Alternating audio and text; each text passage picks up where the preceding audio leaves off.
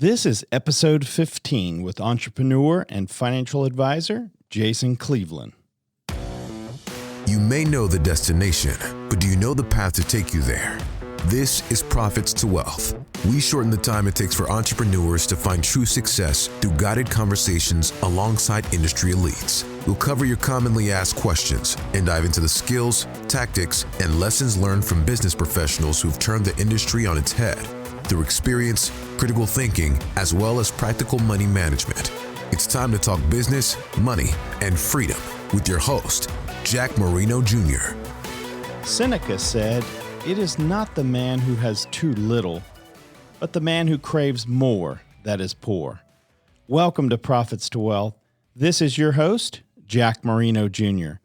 Today on the show, Jason and I will be discussing key differences in two widely used retirement plans and how these plans can affect a business owner's income taxes, especially the new and complicated qualified business income deduction.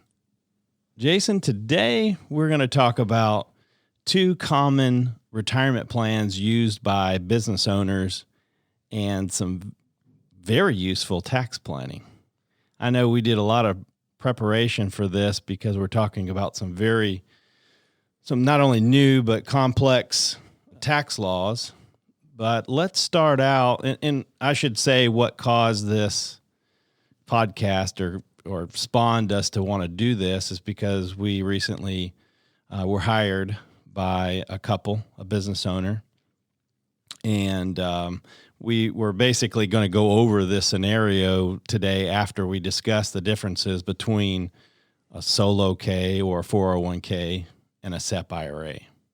Right. And after going through the plan with them and coming up with the recommendations, we were able to help them save quite a bit on taxes. And we feel like, we've seen this type of scenario a number of times. So I think, it may be applicable to a number of people out there. Yes.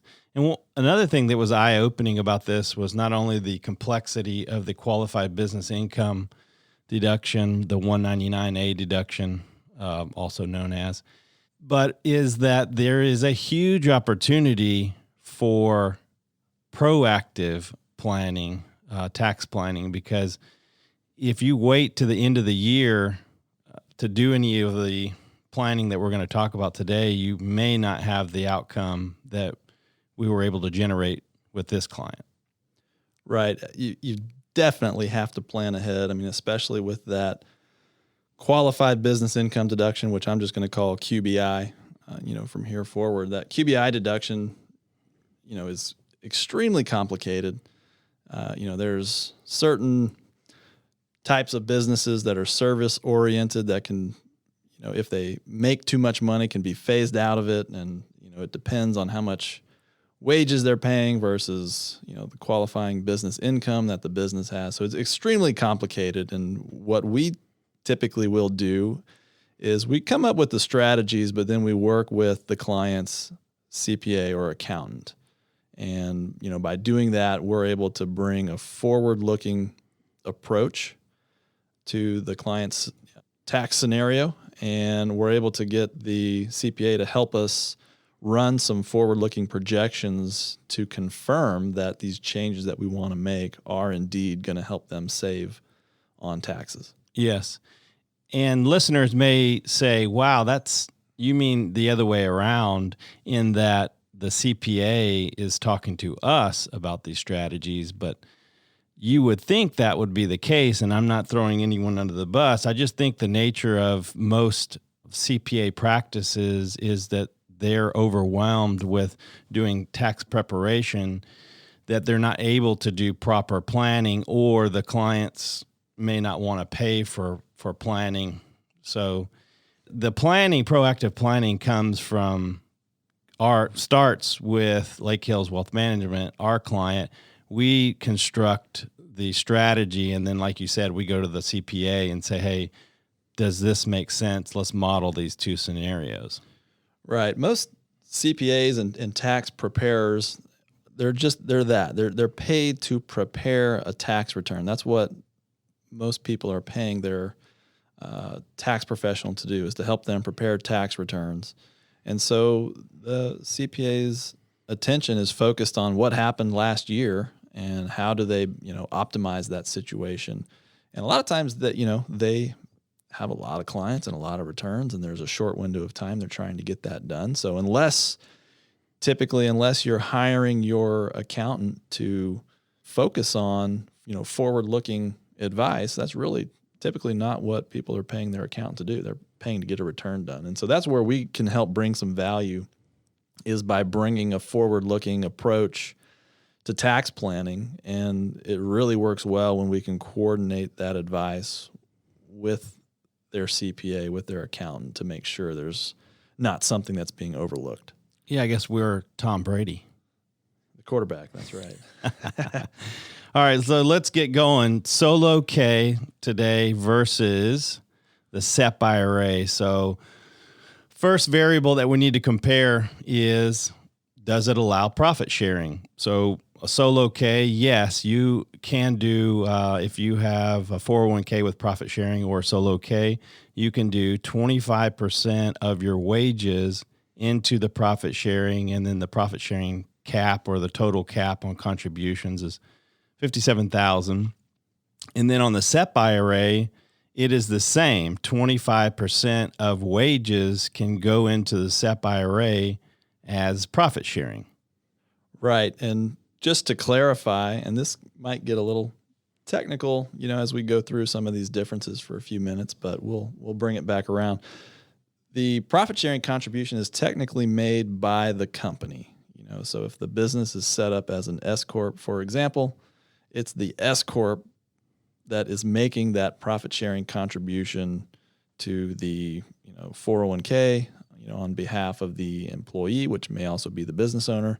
Same thing with the SEP-IRA. The employee is not deferring any of their wages into the SEP-IRA. It's the business that's making a contribution to their SEP retirement account based on the amount of wages that they were paid. Yes. Speaking of employee deferral, so we've covered profit sharing, which, as you pointed out, is the employer contributions. As far as employee deferrals, the employee deferrals on a solo K or 401k for 2020 is $19,500 plus $6,500 catch-up provision. So if you are 50 or older, you can put in an additional $6,500 for a total of $26,000. On the SEP-IRA, zero. You cannot, there are no employee deferrals on a SEP-IRA. I think years ago there used to be a SAR-SEP or something. But anyway, for SEP-IRA, for purposes of today, there are no employee deferrals. And obviously there would be no catch-up provisions as there were on the solo K, 401k. Right. So the absolute maximum that can go into a SEP-IRA, which is based on the wages, so 25% of wages, is $57,000. So in order to get $57,000 pre-tax into a SEP-IRA, you have to have wages of $228,000. For the solo K, the maximum total contribution between employee deferral and profit sharing is $57,000 also, but you get to add that $6,500 catch-up contribution on top of the $57,000 if you're 50 or older. So the 401k or solo K can actually allow a little bit more money to go in on a pre-tax basis. And for the sake of the conversation for today, the client that we're going to speak about, obviously confidential, we're not going to release any names, but this case that we're going to talk about today, they have zero employees. It's just a husband and wife. So the reason why I point that out is when you're talking about profit sharing, it is something that the employer is doing, and you cannot discriminate between one employee to the next, meaning if you're doing 10% profit sharing, you're essentially doing it across the board. Right. Yeah. 401ks have eligibility requirements, and once employees become eligible for participation, if the employer makes that profit sharing contribution, let's say of 10%, So maybe an owner is paying themselves a salary of $100,000 and they want to do a 10% profit sharing contribution. So the business would put in $10,000 as that profit sharing contribution. But if there are other employees that are also eligible for participation, the business also needs to put in 10% of whatever their wage amount is. So if there's an employee that's earning, let's say they're earning $50,000, then there's going to be a $5,000 profit sharing contribution that goes into that employee's account as well.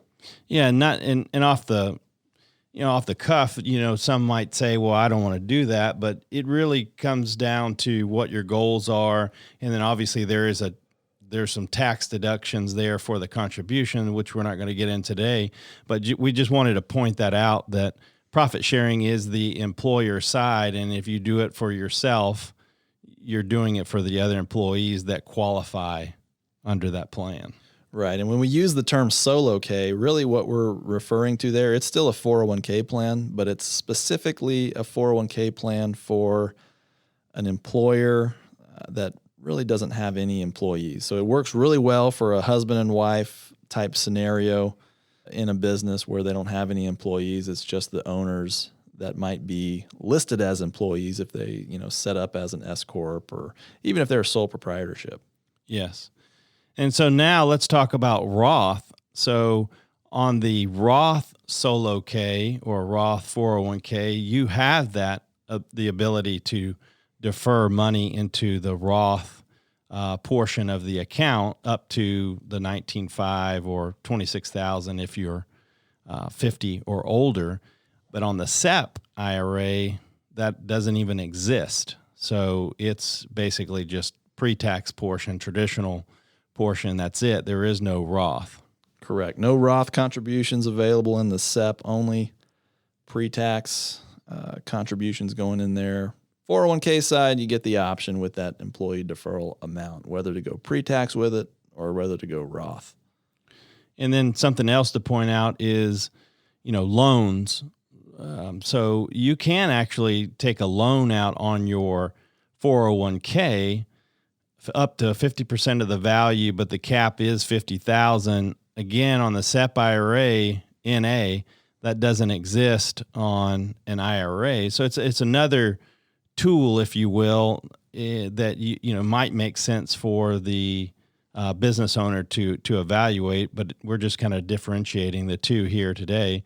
And then I know we talked about this before, but the mega backdoor Roth, that is a strategy that you can implement on a solo K or a 401k that is not available as an option on the SEP. I don't know if you want to elaborate on that a little bit more.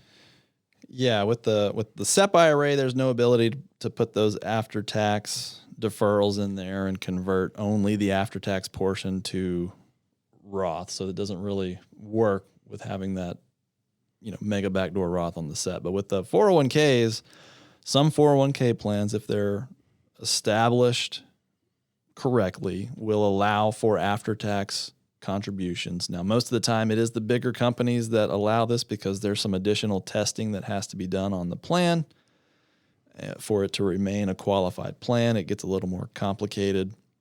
And so oftentimes smaller companies won't be able to do that mega backdoor Roth. However, I have seen it is possible to do the mega backdoor Roth scenario on a solo K because there's no employees participating, which that's where the other than the owners, right? Right, other than the owners. So there's no non-owner employees there, and that's usually where the testing gets a little bit out of whack with those after-tax contributions. So it is possible to do that mega backdoor Roth on the solo K. There's not very many companies out there that have a plan created for that, so there are some extra hoops that we have to jump through to get that set up, but it is possible. And if you can do it, it's a huge opportunity for proactive tax planning. And then as we record this, we're in February of 2020, so we're going to talk about deadlines to establish these plans. So for tax year 2019, you can still set up a SEP-IRA and make the contribution for the prior tax year. You cannot do that for the solo K 401k. The deadline for that is December 31st. Right. Solo K 401ks need to be established by December 31st of the year where a contribution is going to go in.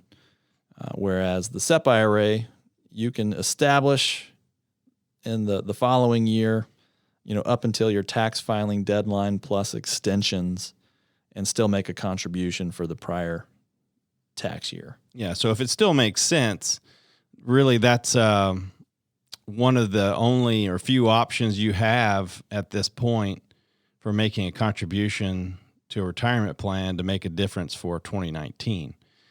And then we also have, as far as, just to be clear, the contribution deadline, let's say that I did establish a 401k before the December 31st deadline, I can do the profit sharing portion for 2019 up until, my final tax deadline, and which could be October, it could be September. So I could still do the profit sharing, but the W-2 deferrals, the employee deferrals is most likely that door is closed. There's a little bit of gray area on that, but let's, for the sake of the conversation today, we'll say that part of it's closed. And then as far as impact on backdoor Roth funding, let's discuss the last variable here. And what I mean by that is if we want to do a backdoor Roth, which is I have no other IRAs and I contribute, let's say $6,000 after tax to the traditional IRA, then I immediately convert to a Roth. And this is, of course, a strategy that is well known for high income earners. That option is still available if I have a solo K or 401k and no other IRA balances. But the minute I open a SEP-IRA and contribute, I can't utilize that strategy anymore. Right. It gets complicated because all IRA accounts, you have to aggregate the balances of all of them. And if you have some pre-tax money in one IRA, like a SEP-IRA, and then you're trying to do, an after-tax contribution to a traditional IRA and then just convert that traditional IRA, it doesn't work because the IRS requires taxpayers to aggregate the value of all those accounts, and so you wouldn't be able just to selectively convert the after-tax contribution there. It would be prorated. Whereas if there's money in a 401k account, that does not get aggregated in that calculation, and so you're still able to do that backdoor Roth. So, again, there are pros and cons to each one of these plans, the solo K, 401k, and the SEP-IRA. And I would say that the SEP-IRA, if we looked at in the 15 plus years we've been doing this, 16, whatever it is, we've seen a lot of SEP-IRAs. Would you agree? Yeah, a lot of SEP-IRAs, and most of the time it's in this type of scenario we're talking about where it's a single person that owns a business and there's no employees, or maybe it's a husband and wife with no employees. Not very often that I see SEP-IRAs used in companies that have multiple employees because it gets very expensive potentially for the employer to fund the plan at a significant level. Yes. And probably another reason why we've seen a lot of SEP-IRAs is because, again, it's tax time. Let's say 2019's over. We're in 2020. We're working on 19. The business owner is like, hey, what can I do to save on taxes? Well, the tax professional, hey, we have one thing that we could do. We could do a SEP, right? So no one really planned ahead. And a lot of times it doesn't mean that it didn't work and it's not the best option, but it's the only option at that point. So hopefully the listener has an idea. We'd like to put a download this, the differences on paper. I know sometimes we're talking about numbers and comparing things, over the airwaves. It may not come across, it's harder to differentiate the two, but the solo K has some really big advantages that the SEP-IRA doesn't have. And so we're talking now, let's apply this to the new client that we got. So just a little background on the client. So husband and wife, they both own a business. Just let me throw one thing in there. Sure. On the 401k, when we're comparing the two, we, like you said, we threw out some numbers there. I think one of the easiest ways to think about it is you can do just about everything in a 401k that you can do in a SEP-IRA. Yes. And more. And more flexibility, and it's a little bit easier to do a few things with the 401k. Probably the biggest drawback is just the deadline for setting it up. Right. You have to be a little more proactive on that. And as you'll see, well, hopefully here in this example, is that there's to what you're saying is that there's some advantages here from a tax point of view that, so on the surface, the two look very similar, but when you deep dive down and sharpen your pencil, as you'll see here in a second, or as you'll hear, I keep saying see, they don't see anything. You're going to hear the differences and understand why we chose, one over the other. So let's go back to the scenario. Husband and wife own a business. It's a service business. They have no other employees, and they're both over 50. Okay. Total income is $450,000 a year, and they're an LLC filing as an S corporation. So they file 1120S. All right. And let's see, did I miss anything on, let's see. Oh, the W-2. So they each pay so out of that 450,000, they're paying themselves 100,000 each W-2, leaving profits in the company of 200, net profits of 250,000. Right. Okay. And so what were they doing before? So that's kind of the income and kind of a little bit about their age and their business, in that they're service oriented business and they have no employees. What were they doing before from a retirement plan standpoint?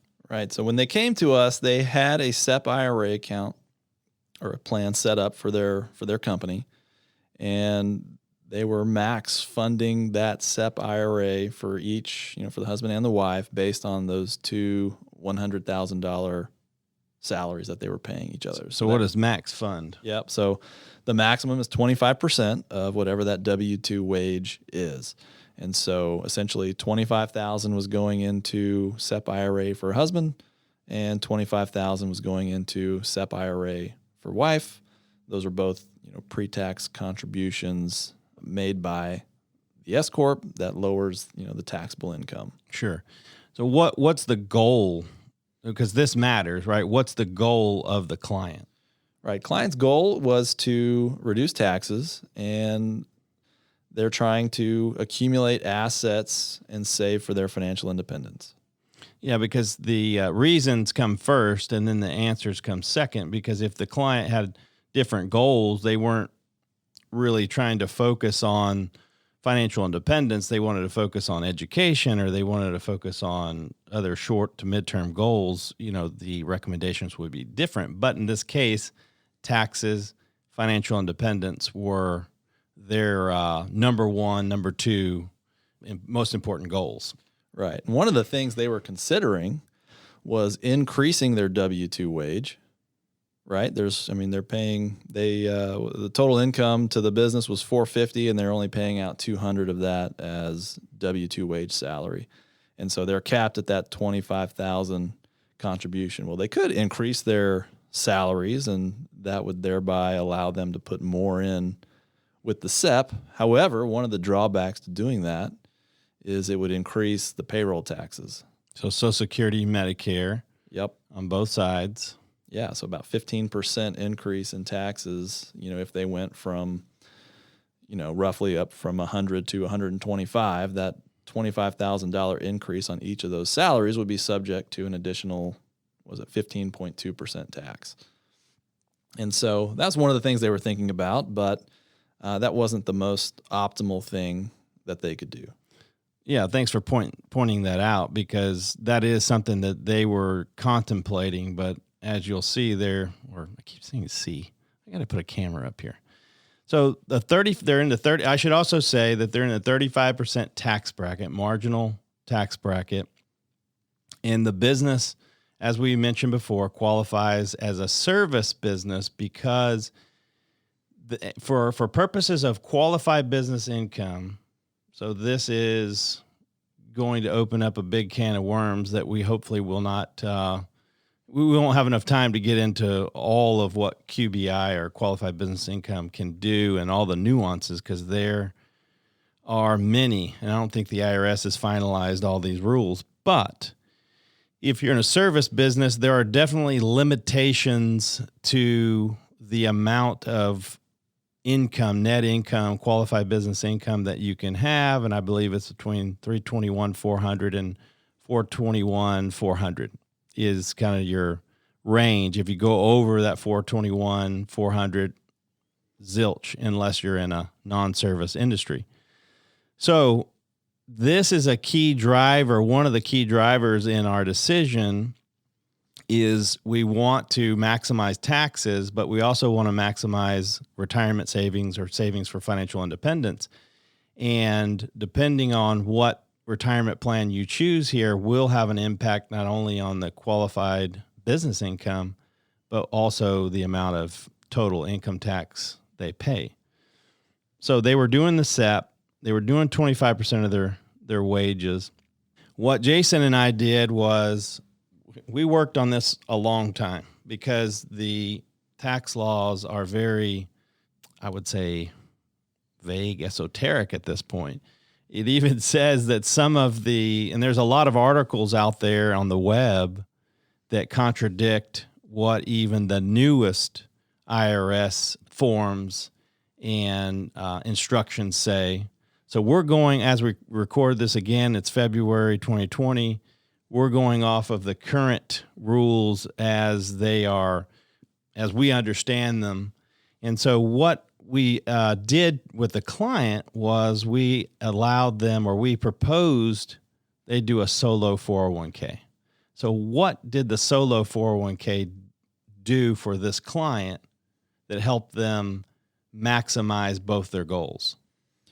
Well, first of all, by having a solo 401k, they are still able to do that 25% profit sharing contribution that they were doing before. Check. Okay. So nothing changed with their salary, still $100,000 salary, still able to do that $25,000 contribution to each of their retirement accounts from the business. But now that it's a solo K or a 401k, they're able to defer either pre-tax or Roth. We advise pre-tax based on their current tax bracket. They're able to defer an additional $19,500 plus the $6,500 catch-up contribution from the salary portion of their income. So from that $100,000 salary, they're able to defer an additional $26,000 on a pre-tax basis each. That's right. Yeah. So total of $52,000 of additional reduction of taxable income.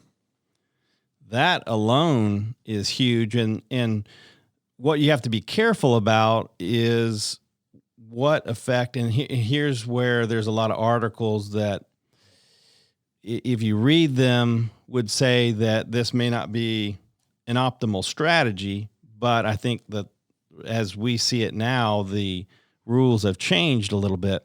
So as we've calculated, and again, we're not tax advisors. We were actually calculated. We worked with a tax advisor. So we called the CPA and we had them model this scenario. And the qualified business income for both scenarios was exactly the same, right? Yep. The deduction was was what, 40,000?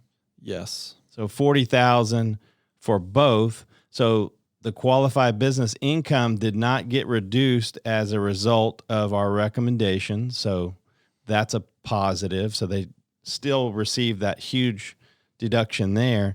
And to your point, they received not only the deduction on the from the S corporation for the profit sharing at $25,000, but they also were able to do $52,000 in employee deferrals. So at a 35% marginal tax bracket, that's a roughly $18,000 tax reduction, right? Right.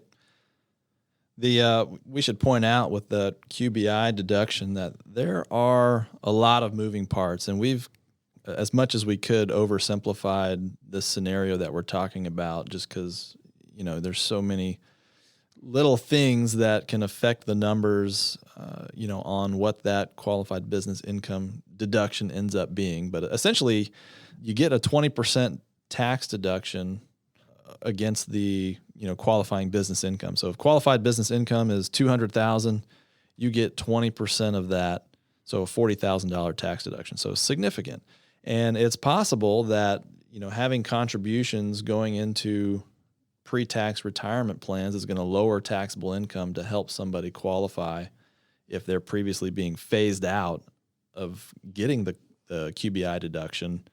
If we can help lower their taxable income, they can actually phase into that range. Now, there's other scenarios where if income is lower and depending on what the W-2 wage amount is, where they may not get a full tax deduction for a contribution to a retirement plan. So that's where we have to run scenarios and see, based on that individual situation, what is the optimal mix of salary versus, leaving profits in the company. Is it better based on their tax bracket to do a Roth contribution versus a pre-tax contribution? And, what are the impacts? Because there's just, like I mentioned, there's a lot of moving parts to trying to figure it out. It's not a black and white thing where what works for one person is going to work exactly the same way for someone else. So you really have to sit down and run the numbers and project out and see, well, what does it look like, based on what they're doing now? And, we have a pretty good idea of what levers we can pull to, positively affect some of those numbers, so we can start tweaking those levers until we find the right mix. Right. So I want to point out that, yes, they were able to reduce their taxable income by $52,000, and that is not only a good thing now, but in the future, when we run out, we forecast their retirement needs, the amount they're going to pull from their portfolio based on, we do have to make an assumption, but based on current tax rates, they will be in a lower tax bracket in the future, which is why this makes sense to put more in the pre-tax bucket versus maybe doing, more in the Roth or after tax. So kind of the net of this scenario was they still qualify for roughly $40,000 in qualified business income deduction. They reduced their taxable income by $52,000 versus the prior scenario they were doing. They're able to save more for retirement. And here's the really cool part.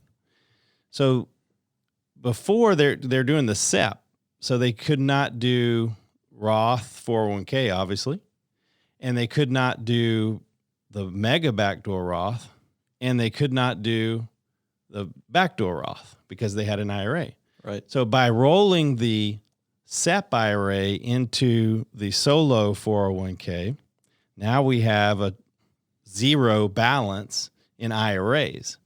So we were able to do $7,000 each, so $14,000 for 2019 and 2020 in the traditional IRA, then immediately convert it to Roth IRA.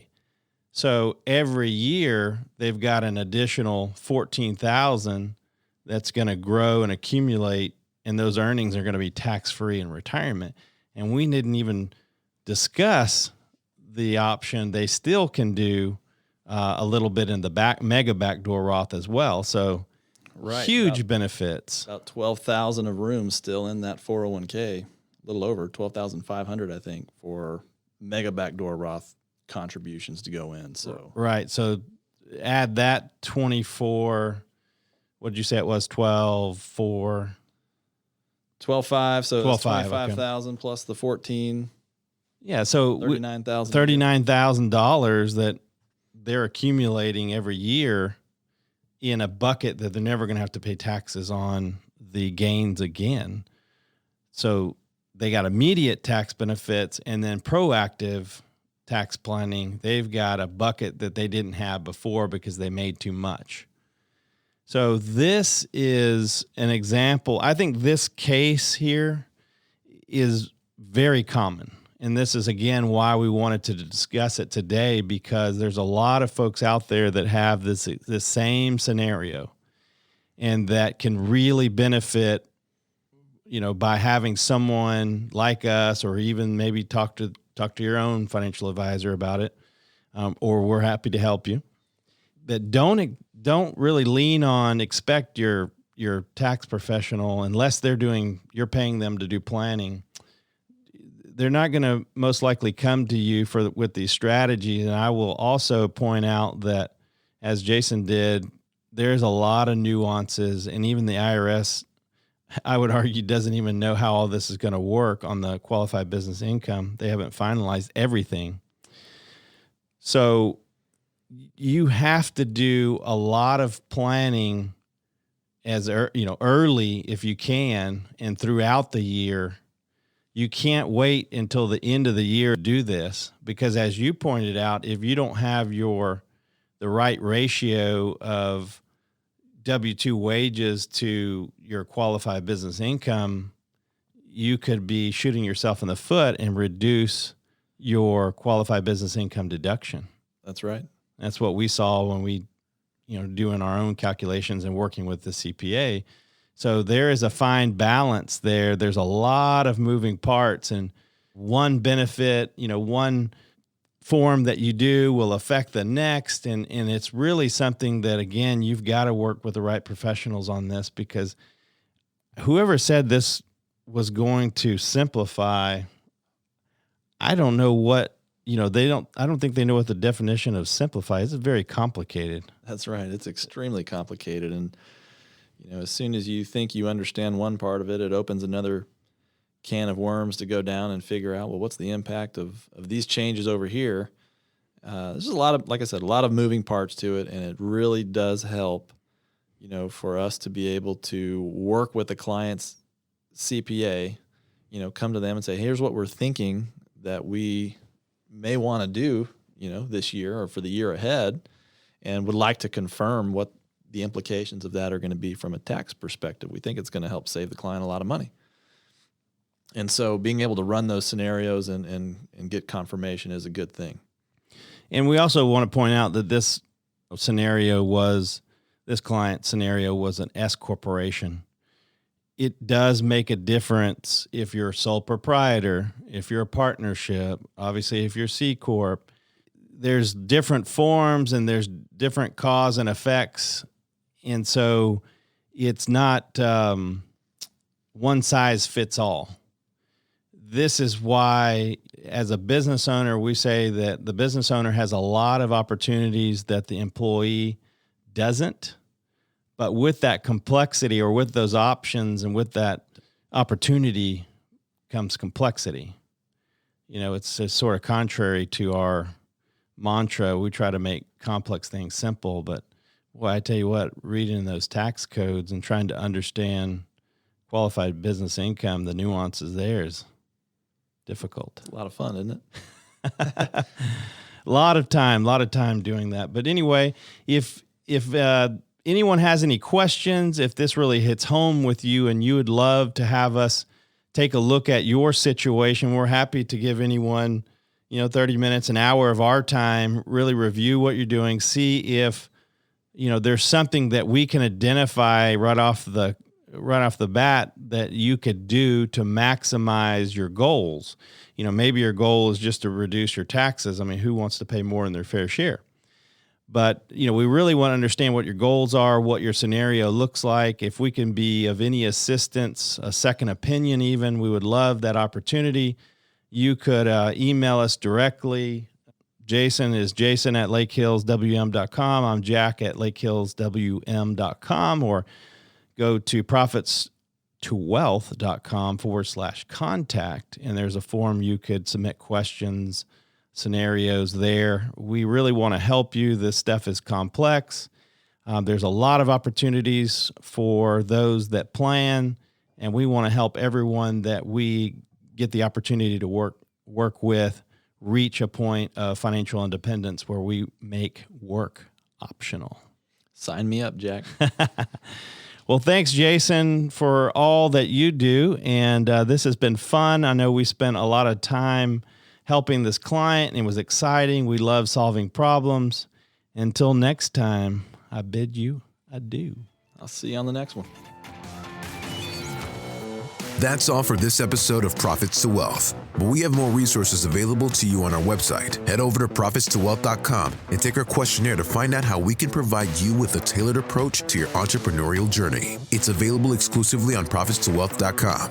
Until next time, we look forward to talking business, money, and freedom right here on Profits to Wealth.